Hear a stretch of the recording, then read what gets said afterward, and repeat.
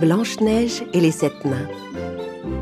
Il était une fois une reine au grand cœur qui vivait dans un château blanc comme la neige, entouré d'une forêt enchantée. Par une journée d'hiver, en regardant les flocons de neige tomber à travers sa fenêtre, la reine se mit à rêver. Elle vit des enfants jouer dehors dans la neige. Elle ouvrit la fenêtre pour mieux les voir. Mais un coup de vent emporta aussitôt le mouchoir qu'elle tenait à la main. Le mouchoir alla se poser sur la tête du bonhomme de neige que les enfants venaient de faire. Les enfants saluèrent la reine pour la remercier. « J'aimerais tant avoir une fille, moi aussi, à la peau aussi blanche que la neige, aux lèvres rouges comme des cerises et avec un grand cœur. » Les mois passèrent et le souhait de la bonne reine finit par se réaliser. Après une longue attente, elle mit au monde la plus jolie petite fille qu'on ait jamais vue. Le roi et la reine décidèrent de l'appeler Blanche-Neige. Mais leur bonheur ne dura pas bien longtemps. Alors que Blanche-Neige était encore une petite fille, la reine mourut et s'en alla rejoindre les étoiles. Au bout de quelques années, le père de Blanche-Neige se remaria avec une femme nommée Grimhilde. Subjugué par la beauté de la nouvelle reine, le roi ne se rendait pas compte qu'elle était arrogante et pleine d'orgueil. « Miroir, miroir, mon bon ami, dis-moi qui est la plus belle du pays. » Vous, ma reine, vous êtes sans conteste la plus belle de tout le royaume. Bien sûr, il ne peut y avoir de femme plus belle que moi. Blanche-Neige grandit et devint une ravissante jeune fille. Son père, le roi, dut partir pour un long voyage avec ses gardes. Il fit ses au revoir à sa fille. Ne pleure pas, Blanche-Neige. Je reviendrai vite.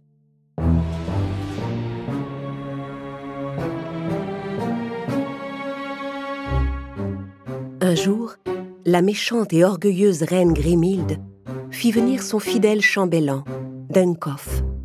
« Duncoff, découvre mon miroir magique !»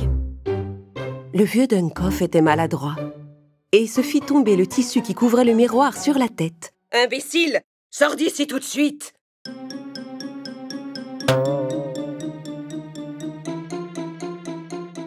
La reine s'admira dans son miroir et demanda « Miroir, miroir, mon bon ami, qui est la plus belle du pays ?» Et le miroir magique lui répondit « Malheureusement, ma reine, vous n'êtes plus la plus belle du pays, car Blanche-Neige est devenue plus belle que vous. » Grimhilde était furieuse. « Non, impossible, je n'accepte pas qu'une autre soit plus belle que moi !» Tout le château sembla trembler sous l'effet de sa colère.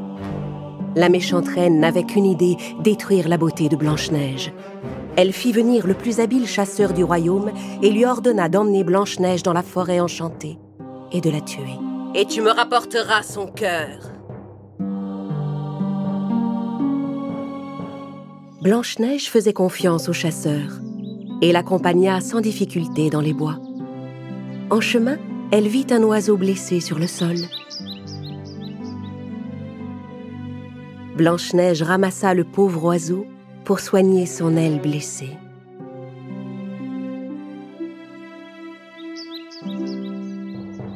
Derrière elle, le chasseur en profita pour s'approcher sans bruit et dégaina une flèche pour abattre Blanche-Neige. Il tendit son arc, visa la princesse. Mais en voyant la jeune fille prendre soin de l'oiseau blessé, il comprit combien Blanche-Neige avait bon cœur et décida de l'épargner.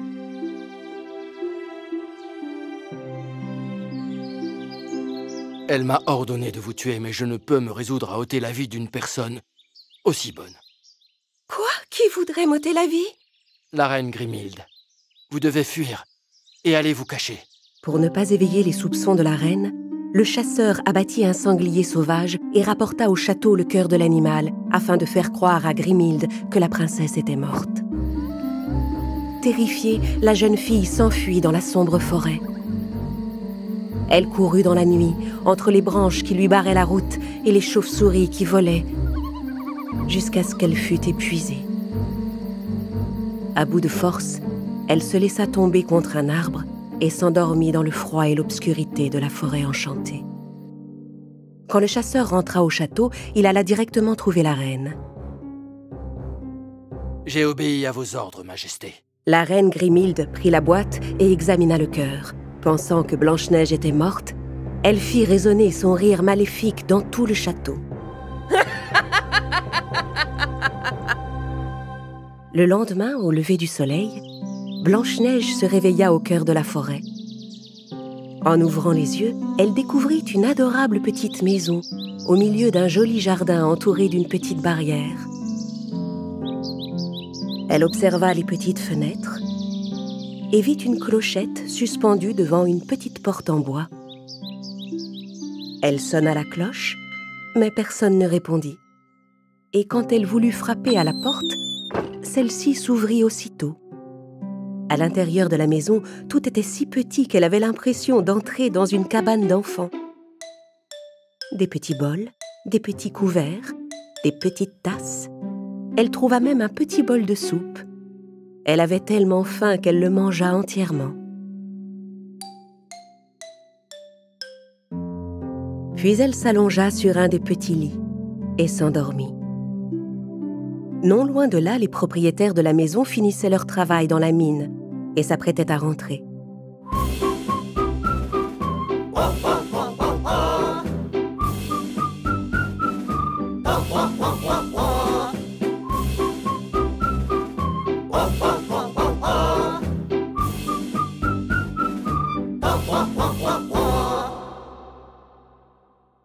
Dès qu'ils arrivèrent chez eux, ils se rendirent compte que quelque chose s'était passé. Ils marchèrent doucement et se mirent à chuchoter.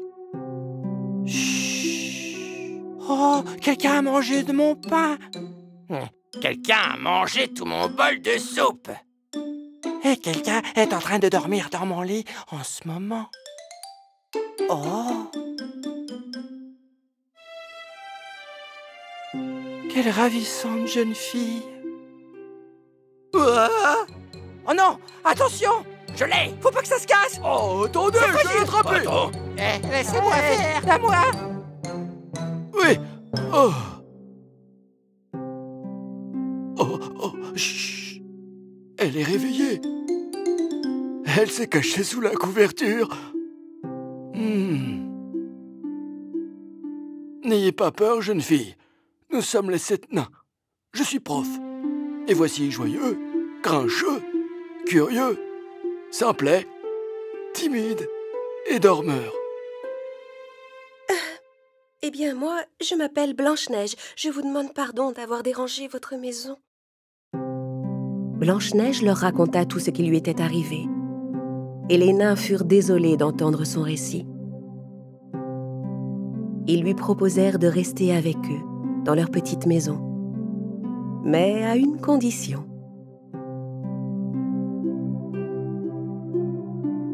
Nous adorons les chansons. Avez-vous une jolie voix, princesse? Je m'appelle Blanche-Neige. J'ai dû m'enfuir du château de mon père. Je regarde le ciel et je parle à ma mère qui a rejoint les étoiles. J'ai trouvé dans cette forêt un peu de joie et des amis qui veillent sur moi. Et je reprends espoir grâce à eux. Je sais qu'un jour nous serons heureux.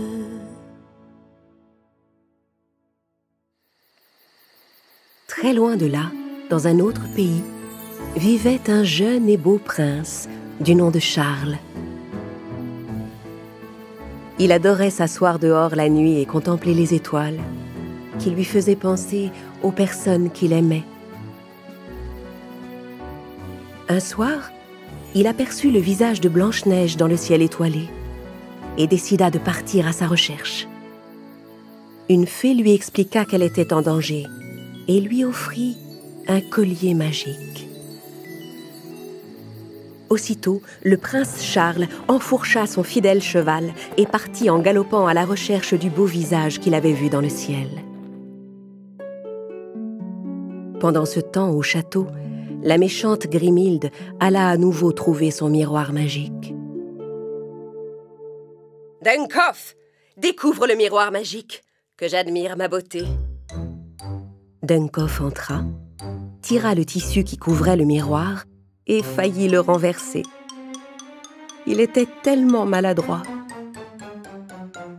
Il était toujours au bord de faire les pires bêtises. La reine était exaspérée par sa maladresse. Quand Dunkoff fut sorti, la reine Grimhilde demanda à son miroir de lui redire combien elle était belle.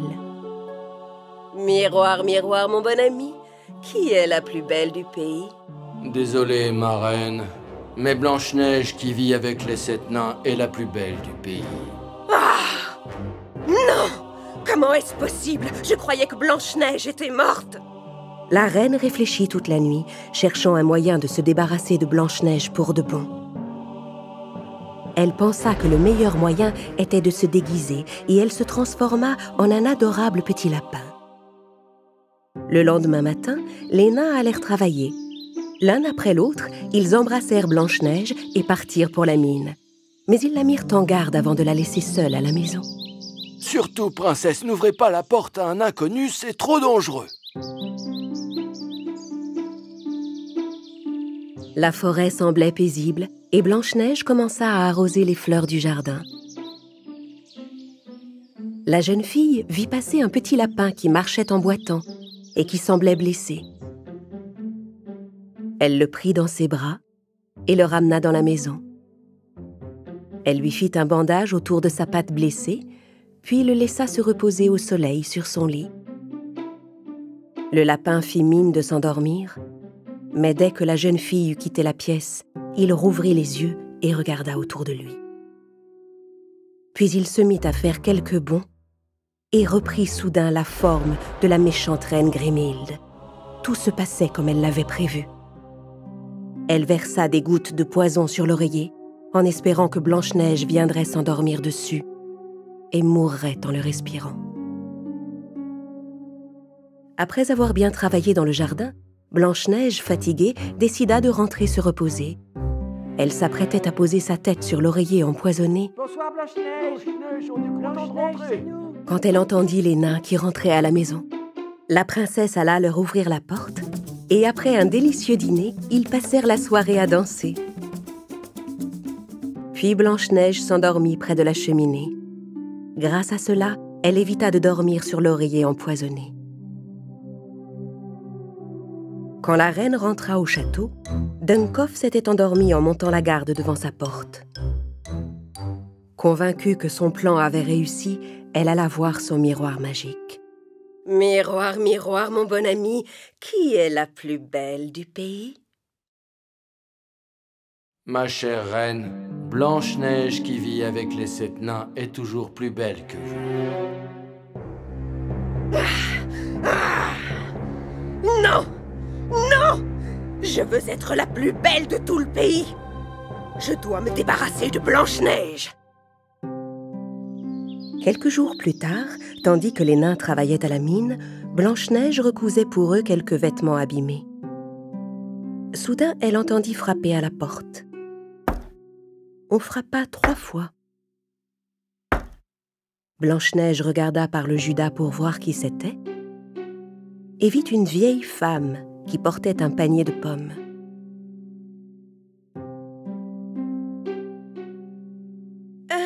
Qui êtes-vous? Je suis une pauvre marchande de fruits, et j'ai de délicieuses pommes. Regarde, tu n'as pas envie d'en goûter une? Blanche-Neige avait un peu peur d'ouvrir la porte, mais elle adorait les pommes rouges.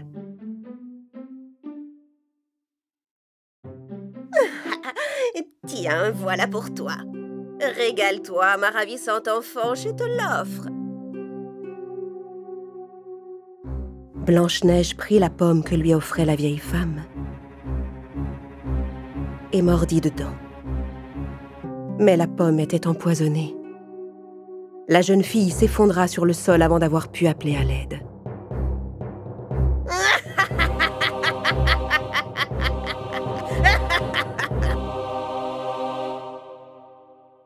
Pendant ce temps, le prince Charles se reposait avec son cheval à l'ombre d'un arbre.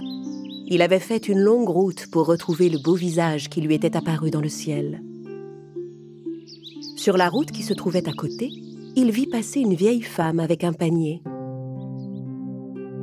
Il s'apprêtait à la saluer quand soudain, il la vit se transformer sous ses yeux et reprendre l'aspect de la méchante reine Grimhilde. Le prince et son cheval étaient stupéfaits. Le prince décida de ne pas aller lui parler. Le soir venu, quand les nains rentrèrent à la maison, ils trouvèrent Blanche-Neige étendue sur le sol, inanimée. Ils furent tellement tristes qu'ils sentirent leur cœur se briser en 1000 morceaux. Ils lui fabriquèrent un magnifique cercueil de verre qu'ils déposèrent dans une barque sur la plus longue rivière du pays, afin que tout le monde puisse admirer sa beauté. Un peu plus bas, alors que le prince continuait son chemin le long de la rivière, il aperçut le cercueil de verre sur la barque. Il reconnut aussitôt le visage qu'il recherchait. Dans son chagrin, le prince ouvrit le cercueil de verre. Il sortit le collier que la fée lui avait donné et le passa autour du cou de la jeune fille. Adieu, ma princesse. Le moment est venu pour vous de rejoindre les étoiles. À cet instant, le prince vit Blanche-Neige bouger. Le collier de la fée était magique, et pour récompenser le jeune prince de sa longue quête, il venait de ramener Blanche-Neige à la vie. Quand elle se réveilla, elle fut émerveillée de découvrir ce beau prince auprès d'elle, qui venait de la sauver. Ensemble, le prince et la princesse retournèrent au château de Blanche-Neige et racontèrent au roi tout ce qui s'était passé en son absence. Quand il apprit ce que la reine Grimhilde avait fait à sa fille, le roi bannit la méchante femme du royaume.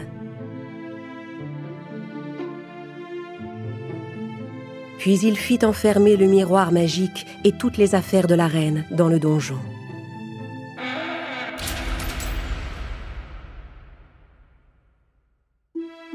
Au bout de quelque temps, Blanche-Neige et le prince, qui étaient tombés amoureux, décidèrent de se marier.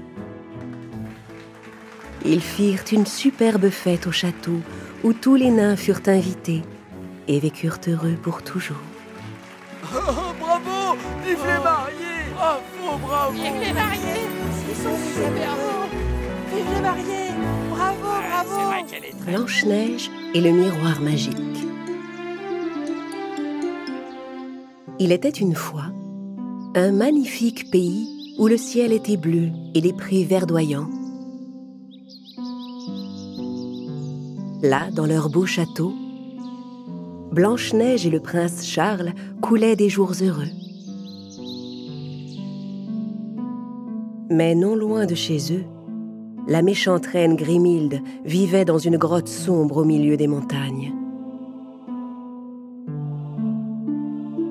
Avec son fidèle serviteur Dunkoff, elle avait été chassée du château pour avoir tenté de tuer Blanche-Neige. Mais Grimhilde avait déjà échafaudé un nouveau plan. Dunkoff, cette fois, je te jure que personne ne pourra m'arrêter. Je vais me venger de cette maudite Blanche-Neige. Ça, j'en suis certain, votre majesté. Allons, chambellan. Dis-moi, à ton avis, qui est la plus belle du pays? Eh bien, c'est vous, ma reine. Vous êtes la plus belle de tout le pays. À part... Pauvre imbécile! Hein? Non! C'est moi qui dois être la plus belle du pays! Je dois me refaire un miroir magique, et pour ça, je dois trouver la forêt noire enchantée. Le premier miroir magique de Grimhilde était enfermé dans le donjon du château. Alors Grimhilde décida de se fabriquer un nouveau miroir magique. Pour cela, elle devait rassembler plusieurs éléments.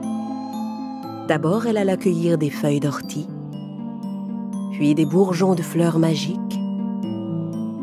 et enfin une pierre noire des marais. Son grimoire lui indiquait de plonger le tout dans un chaudron et de faire bouillir pendant 20 minutes. Enfin, de cette noire mixture bouillonnante, sortit un nouveau miroir magique plus puissant que le précédent. Noir miroir, réveille-toi et montre-moi la forêt où habitent les amis de Blanche-Neige, les 7 nains. Duncoff n'en revenait pas. Le nouveau miroir magique se tenait devant lui, dans un cadre hérissé d'épines violettes, et faisait flotter autour de lui une nuée de pierres noires. Et dans le miroir apparaissait la forêt des nains, mais elle était devenue sombre et effrayante. Grimhilde fouilla dans le miroir. « Miroir, mon noir miroir, qui remplace l'ancien, transforme cette forêt et capture les nains !» Pendant ce temps, les 7 nains qui avaient fini leur journée de travail sortirent un à un de leur mine. D'abord Prof, puis Timide, Grincheux, Simplet, Curieux, Joyeux et Dormeur. Oufou, quelle longue journée de travail! Allons nous reposer. J'ai bien besoin de faire un petit somme. Ça suffit. Viens, on n'a pas le temps. Il faut qu'on rentre à la maison avant la nuit. Les nains se mirent en route pour rentrer chez eux en file indienne.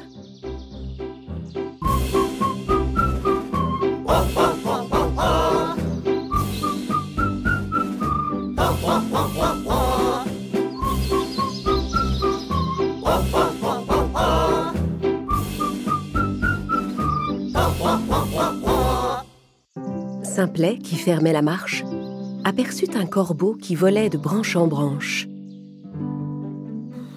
Le corbeau tenait dans son bec une petite pierre brillante. Intrigué, Simplet décida de grimper à l'arbre pour prendre la pierre brillante dans le bec du corbeau. Il grimpa, mais au moment où il allait atteindre le corbeau, l'arbre commença à se secouer. L'oiseau s'envola et disparut. Les branches se resserrèrent autour de Simplet, lui ôtant toute possibilité de s'échapper. L'arbre enchanté fit disparaître le pauvre nain, laissant derrière lui son bonnet vert. Les autres nains, sans se rendre compte que Simplet avait disparu, continuaient leur chemin. Curieux était maintenant le dernier de la file. Soudain, il sentit une délicieuse odeur de gâteau. Il ferma les yeux et commença à marcher en direction de ce merveilleux parfum. La forêt ensorcelée le mena tout droit contre la branche d'un arbre contre laquelle il se cogna la tête. Alors le fumet qu'il avait suivi s'épaissit, le couvrit tout entier et l'emporta. Il ne resta plus de lui que son bonnet jaune.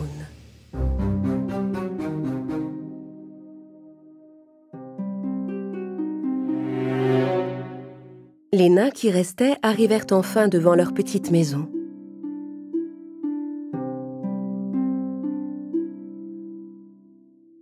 Pendant ce temps, au château, Blanche-Neige rassemblait les meilleurs mets du royaume pour les porter à ses chers amis les nains. Mon très cher, je vais dans la forêt pour rendre visite à mes amis les 7 nains. Sois prudente, cette vilaine Grimhilde peut être n'importe où. Je t'aime tant, ma chérie. Blanche-Neige se mit en route et entra dans la forêt. C'est alors qu'un bel oiseau coloré vint se poser sur son épaule. Il essayait de lui dire quelque chose. L'oiseau s'envola devant elle, essayant d'inciter Blanche-Neige à le suivre. « Je vois, tu me demandes de te suivre. Très bien, je viens avec toi. » Tandis que Blanche-Neige suivait l'oiseau, elle trouva le bonnet vert qui pendait au bout d'une branche. « Mais c'est le bonnet de Simplet. Il lui est sûrement arrivé quelque chose. » La princesse continua à suivre l'oiseau. Elle trouva alors le bonnet jaune qui traînait par terre dans les herbes. Mais c'est le bonnet de Curieux. La princesse et l'oiseau se dépêchèrent d'arriver à la maison des 7 nains. Quand elle entra, les nains étaient là, désespérés. Ah, Blanche-Neige, je suis content que tu sois là. Curieux et Simplet ont disparu. Aide-nous, je t'en prie. Il faut qu'on les retrouve. C'est sûrement un mauvais tour de Grimhilde. Partons à leur recherche. Timide et moi, on va rester ici à la maison, au cas où ils rentreraient. Blanche-Neige, Prof, Joyeux et Grincheux se mirent en route.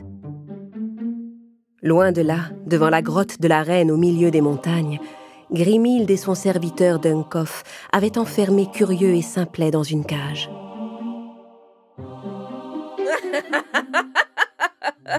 Vous serez tous punis pour avoir osé venir en aide à Blanche-Neige. Je vais vous anéantir dans la sombre forêt. Grimhilde rentra dans sa grotte pour consulter son miroir maléfique. Miroir, noir miroir, trouve Blanche-Neige et ses amis. Change le ciel ensoleillé en une tempête déchaînée. Blanche-Neige et les nains suivaient l'oiseau coloré sur le chemin. Quand soudain, un violent orage se leva. Mais ils continuèrent à avancer malgré tout, afin de retrouver leurs amis. Ils marchèrent toute la nuit jusqu'aux montagnes. L'oiseau coloré continuait de les guider pour sauver les pauvres nains.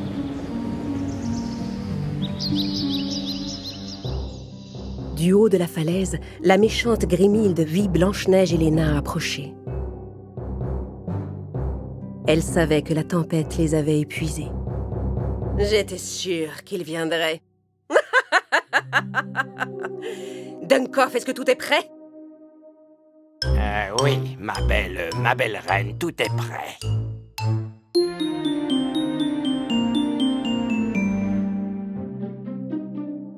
Blanche-Neige et les nains étaient à bout de force, mais ils continuaient leur ascension.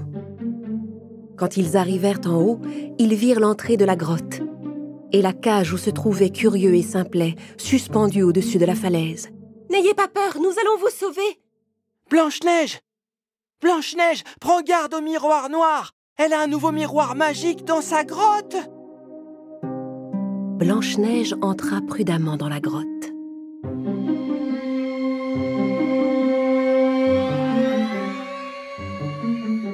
Dehors, Dunkoff montait la garde près de la cage. À l'abri des regards, les nains échafaudèrent un plan pour sauver leurs amis.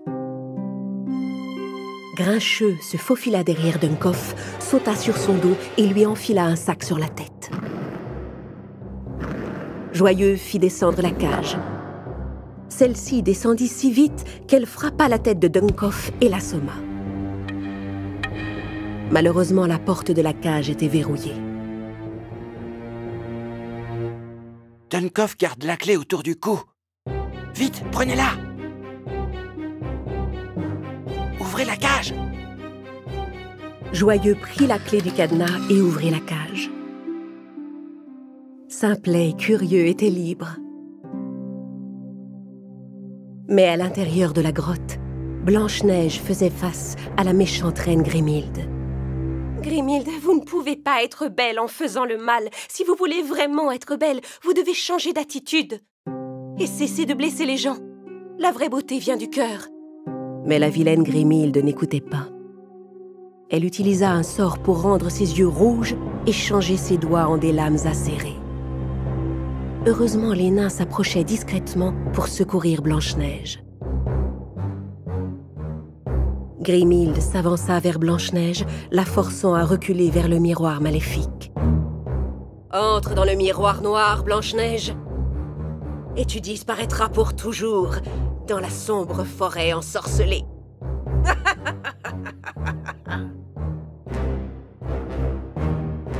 Tandis qu'elle s'avançait, Simplet se glissa devant les pieds de la reine.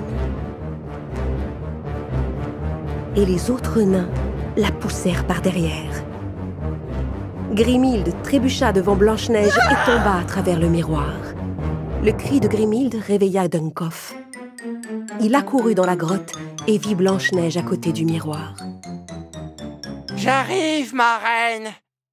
La plus belle de tout le pays !» Les méchants étaient piégés. Les nains se précipitèrent dans les bras de Blanche-Neige. Merci de nous avoir sauvés, ma chère Blanche-Neige. Maintenant, débarrassons-nous de ça. Les nains et la princesse jetèrent le miroir du haut de la falaise. Rentrons à présent.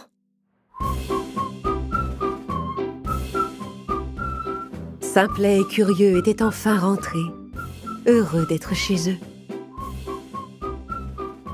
Avec Blanche-Neige, ils partagèrent ce soir-là un merveilleux dîner. Blanche-Neige, le prince perdu. Il était une fois, dans un pays lointain, le plus brillant, le plus blanc et le plus grandiose des châteaux, où vivaient Blanche-Neige et son prince Charles. Ils s'aimaient tous les deux d'un amour profond. Le matin, ils parcouraient ensemble le jardin. L'après-midi, ils faisaient des promenades à cheval. Et le soir, ils dansaient dans la grande salle du château. Blanche-Neige, tu es tellement belle. Chaque soir, tu illumines mon cœur. Tant que tu seras auprès de moi, mon prince, je brillerai comme les étoiles dans le ciel. Ils vivaient paisiblement depuis que la méchante reine Grimhilde avait été chassée du château par le roi, puis piégée dans la sombre forêt. Mais dans cette forêt ensorcelée, la vilaine reine s'était fait son propre château de terre grâce à ses sortilèges. Son fidèle serviteur Duncoff était resté auprès d'elle. Grimhilde s'était aussi fabriqué une boule de cristal magique pour épier Blanche-Neige.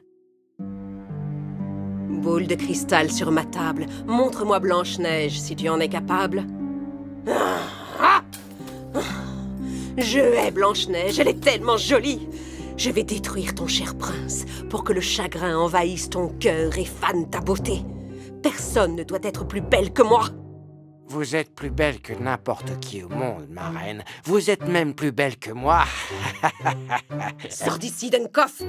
Je ne veux plus voir ta face hideuse. La méchante reine regarda dans la boule de cristal et vit le prince quitter le château. Grimhilde ferma les yeux et imagina un nouveau plan. Elle appela son miroir magique qui était tombé au fond de la mer. Miroir, mon noir miroir, miroir magique et noir, mets-toi sur le chemin du prince et tends-lui ton piège sans te faire voir. Le miroir magique disparut du fond des eaux et réapparut au pied d'un arbre, juste sur le chemin du prince. Puis il devint invisible et attendit le prince pour le piéger. Pendant ce temps, au palais, les meilleurs amis de Blanche-Neige, les 7 nains, partaient travailler à la mine.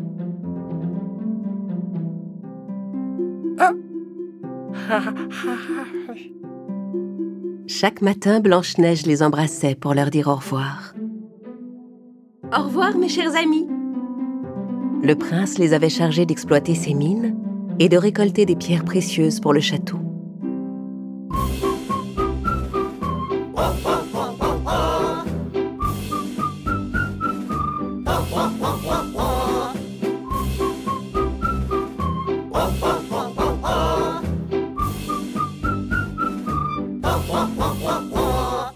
Oh, regardez! Qu'est-ce que c'est que cette chose? C'est tellement brillant. Tchoum! Regarde ce que tu as fait! Tu as tout éparpillé, Simplet! Oh, mais regardez, il y en a d'autres par là-bas. Mais oui, c'est vrai, regardez dans la roche! Ce que les nains ignoraient, c'est qu'ils venaient de trouver une poussière magique très puissante. Ils remplirent tous leurs sacoches de cette poussière brillante avant de se remettre en route pour le château. Et un petit peu de poudre pour toi, et un petit peu de poudre pour moi. Et voilà, tout le monde rentre chez soi. À l'autre bout du royaume, Charles parcourait les chemins sur son fidèle cheval blanc.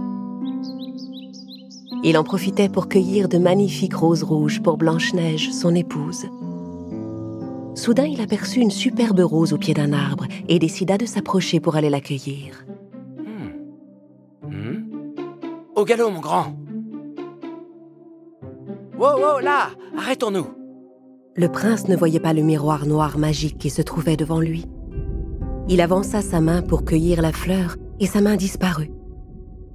Il s'avança un peu plus et disparut complètement dans le miroir invisible. Il ne resta plus rien de lui. Son cheval n'en revenait pas. Effrayé, il s'enfuit en galopant vers le château aussi vite qu'il le put. Le miroir noir menait tout droit à la sombre forêt ensorcelée, où le prince tomba étendu sur le sol. C'était le plan de Grimhilde. « Prince Charles, étendu devant moi, je t'ordonne à présent d'obéir à ma voix. Efface tous tes souvenirs de Blanche-Neige. Oublie tout ce que tu sais d'elle et deviens désormais mon serviteur fidèle. » Alors Charles se réveilla. Mais quelque chose avait changé dans ses yeux. Il avait tout oublié de Blanche-Neige et le sortilège de la reine en avait fait son serviteur. « Je suis à vos ordres, ma reine. »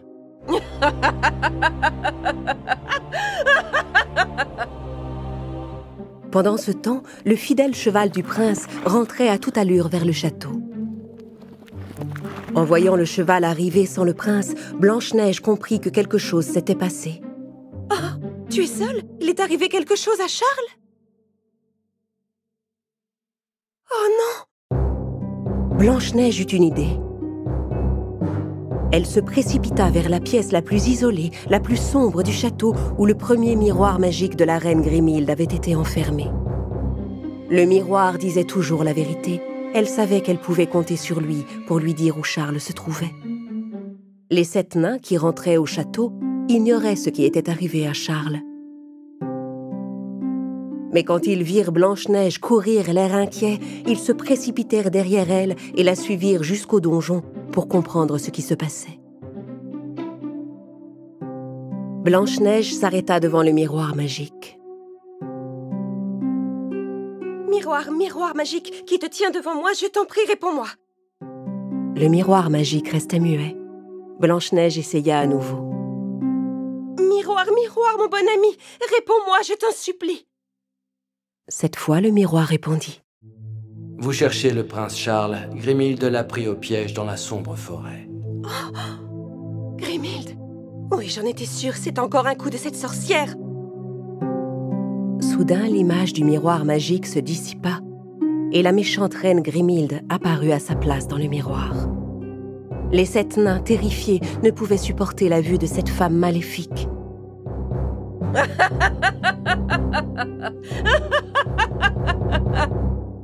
Si tu veux retrouver ton cher prince, entre dans le miroir pour le rejoindre. Blanche-Neige aimait Charles. Elle s'avança vers le miroir. Elle enfonça d'abord sa main, puis fut attirée tout entière à l'intérieur. Blanche-Neige, fais pas ça! Attends, princesse! On l'a perdu, reviens! C'est un piège! C'était trop tard. Blanche-Neige arriva à son tour dans la sombre forêt.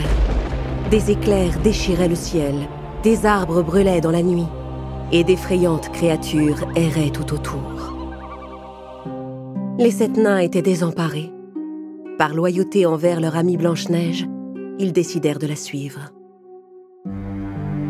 Tandis que Blanche-Neige et les 7 nains traversaient la sombre forêt, de petites lucioles arrivèrent tout à coup pour éclairer leur chemin.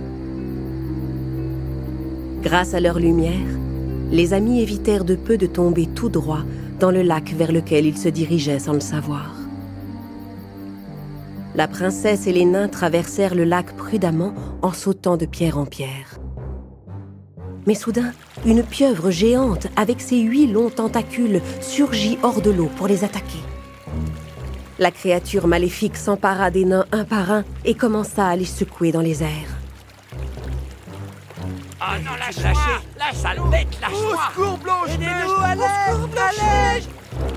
Et au moment où la pieuvre s'apprêtait à attraper Blanche-Neige, toutes les petites lucioles vinrent tourner tout autour d'elle pour la protéger. Merci, petite luciole, merci.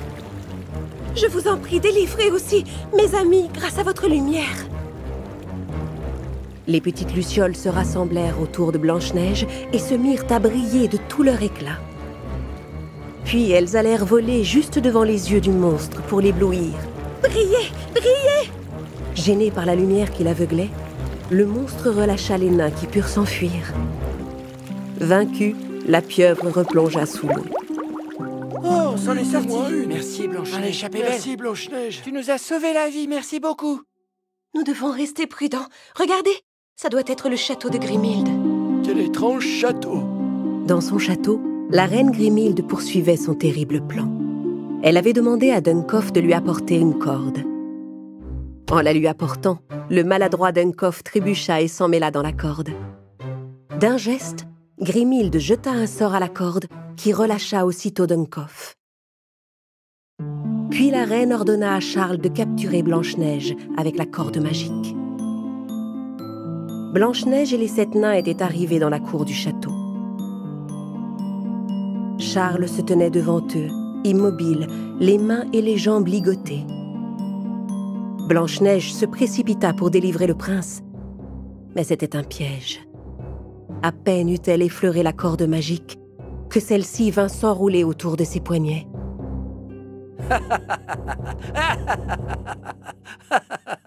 Je l'ai capturé, ma reine.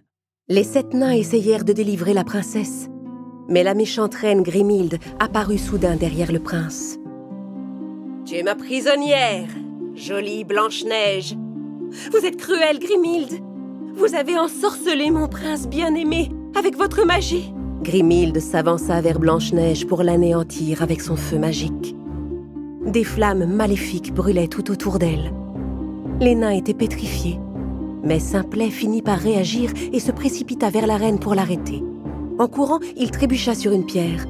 Dans sa chute, il perdit sa petite sacoche qui vola dans les airs, laissant échapper la poussière magique de la mine. La poussière retomba sur les poignets de la princesse et la corde se détacha. « Je suis libre !» Regardez, la poussière qu'on a trouvée dans la mine a rompu le sort. Quoi?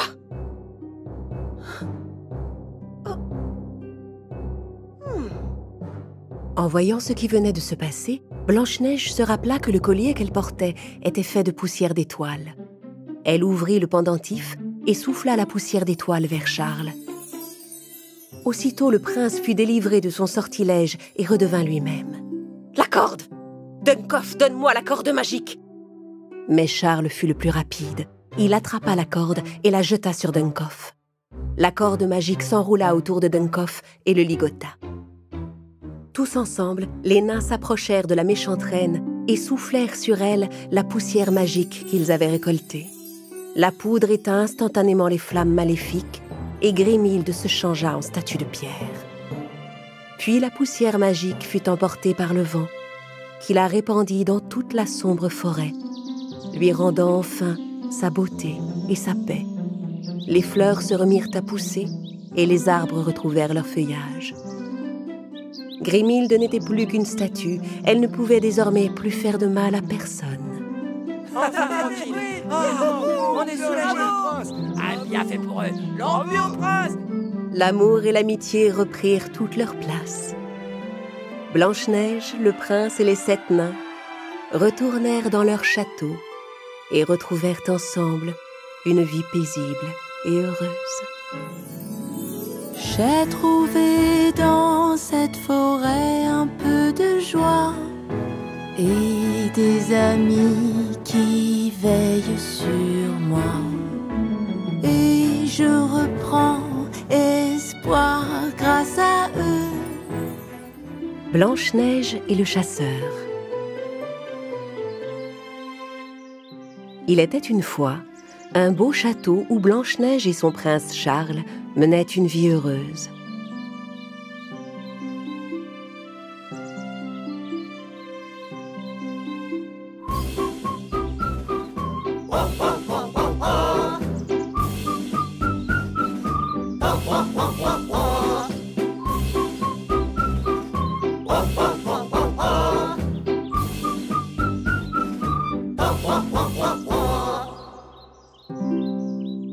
Un jour, leur ami le nain prof vint leur parler. Prince, Blanche-Neige, j'ai quelque chose d'important à vous dire. Mais bien sûr, de quoi s'agit-il, mon ami? Eh bien, nous venions tout juste de rentrer après notre journée de travail, et au moment où nous remontions dans notre chambre, nous avons entendu une étrange voix. À l'aide! Alors nous sommes allés voir. Nous avons traversé un long couloir, descendu des escaliers et nous avons vu... Qu'est-ce que vous avez vu, prof? Un cachot, prince. Et enfermé dans ce cachot, un chasseur. Un chasseur? C'est sûrement le chasseur qui m'a sauvé la vie. La méchante Grimhilde doit l'avoir enfermé là pour le punir d'avoir désobéi. Blanche-Neige et Charles se précipitèrent vers le cachot dont Prof avait parlé.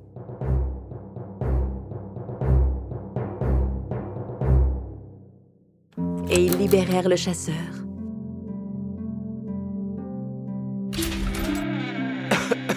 Merci de m'avoir délivré, Blanche-Neige. J'ai l'impression que je suis enfermé ici depuis une éternité. Pendant ce temps, à l'autre bout du royaume, dans un coin sombre de la forêt, se dressait une statue de pierre. La méchante reine Grimhilde était toujours enfermée à l'intérieur. Juste à côté, son serviteur Dunkoff avait fabriqué une tente avec des branches et de vieux tissus. Et sous la tente, il parcourait le grimoire de Grimhilde afin de trouver un sort pour la délivrer. Sort d'invisibilité, sort de brume, sort de jeunesse.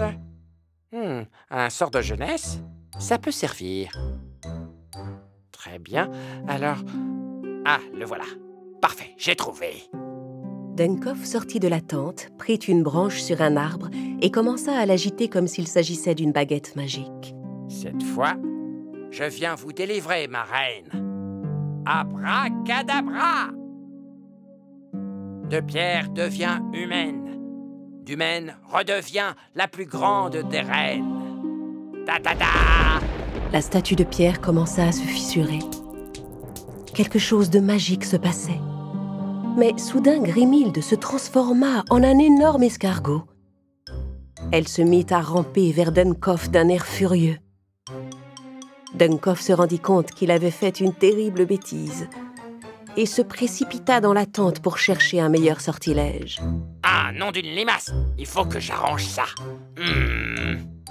Il trouva finalement un autre sort et agita sa baguette en direction de l'escargot.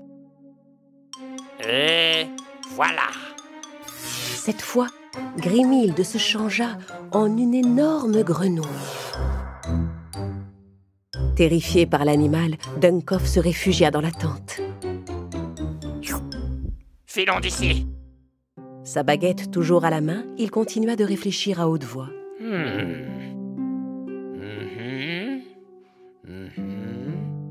Tout ça, c'est la faute de ces maudits 7 nains. Aucun de ces sorts ne fonctionne. Ni ce hocus pocus, ni le fameux abracadabra, rien. Par la barbe des 7 nains, ces sorts ne servent à rien. Roco-bloco! En maugréant, Dunkoff finit sans le savoir par prononcer les mots d'un autre sortilège. Et à cet instant, les nains qui se trouvaient dans le jardin du château se changèrent tous en pierre. Blanche-Neige, Charles et le chasseur furent saisis d'effroi. Oh non! Mes amis, que se passe-t-il? Qu'est-ce qui vous est arrivé, mes chers amis? Répondez, je vous en prie. On dirait qu'on leur a jeté un sort. Blanche-Neige courut dans la pièce où était rangé le miroir magique de Grimhilde pour l'interroger. Miroir, miroir, mon bon ami, les 7 nains, dis-moi ce qu'ils ont, je t'en prie. Vos amis, ma chère princesse, Dunkoff leur a jeté un sort de très loin, alors qu'il essayait de délivrer Grimhilde de sa malédiction. Oh, comment peut-on annuler ce sort et libérer mes amis de ce sortilège? Écoute bien, Blanche-Neige. Pour annuler ce sortilège, il existe un autre sort écrit sur une page déchirée du grimoire et caché dans la forêt. Blanche-Neige fit venir le chasseur dans la salle du trône. Elle lui parla de la page du livre de magie et demanda au chasseur s'il acceptait d'aller secourir les nains. Je serais ravi de vous aider, vous et les nains. Je ferai tout mon possible pour les sauver. Le chasseur se prépara et se mit en route. Sa mission était de retrouver la page déchirée où était écrit le sort qui pouvait délivrer les nains. Au même moment, de son côté, Dunkoff remarqua qu'une page manquait dans le grimoire. Tiens, mais le sort qu'il me faut est peut-être sur cette page déchirée qui manque. Où est-elle? Il se mit à chercher la page perdue un peu partout. Sous cette pierre? Non. Dans ce trou? Mais la page magique n'y était pas. Non loin de là, la page magique était en fait suspendue à la branche d'un arbre à souhait. Dans leurs recherches, Dunkoff et le chasseur se retrouvèrent tout à coup nez à nez.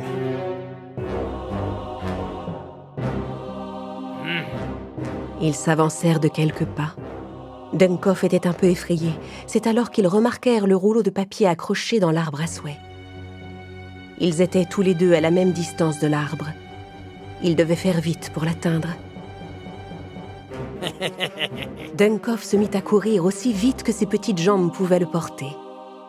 Mais le chasseur eut une meilleure idée.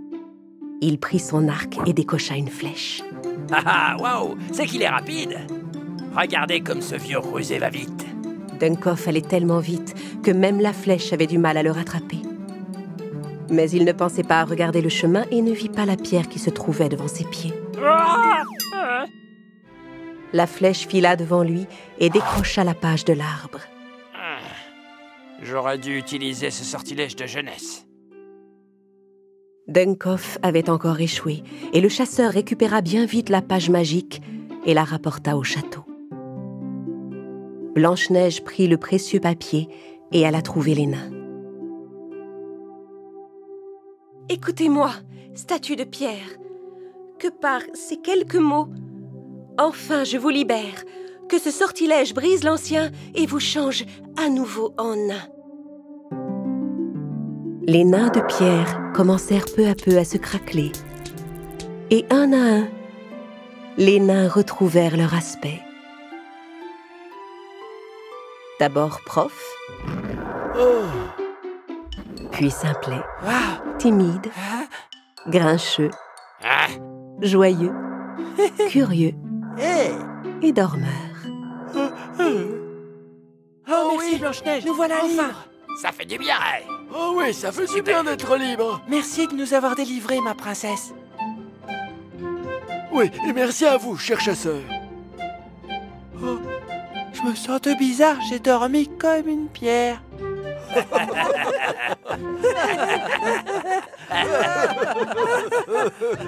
Blanche-Neige et les 7 nains étaient tellement heureux que le mauvais sort soit brisé. Tous ensemble, ils reprirent une vie paisible. Je m'appelle Blanche-Neige. J'ai dû m'enfuir du château de mon père. Je regarde le ciel et je parle à ma mère qui a rejoint les étoiles. J'ai trouvé dans cette forêt un peu de joie et des amis qui veillent sur moi. Et je reprends espoir grâce à eux. Je sais qu'un jour nous serons heureux.